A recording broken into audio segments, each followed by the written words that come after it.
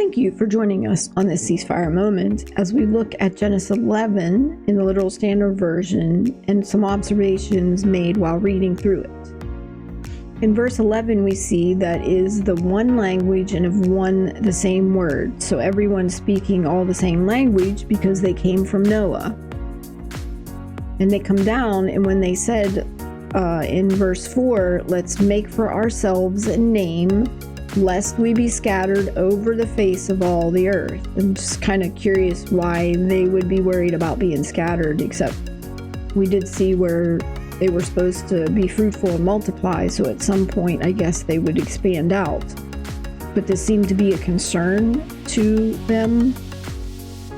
Here we see where Yahweh comes down to see the city and the tower. I don't know if that means like he literally came down and people could see him, or did he come down and people couldn't see him, but I thought that was interesting that Yahweh comes down to see the Son of Man and what they have built. And he sees and says that they're one in one language to all of them, and nothing is restrained from them of that which they have purposed to do. And then he says, give help. So he's talking to someone and he says, give help, which is the same thing that they said twice up there. Give help, let's build. Give help, let's do. And he says, give help. And then he says, let us, so whoever he's talking to, go down there. So that means that he has come back up. So whoever he's talking to, let us go down there and confuse their language.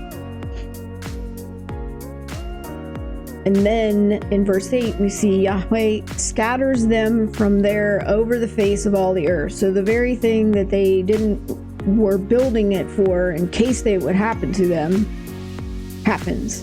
The consequence of their actions is exactly what they had spoke about.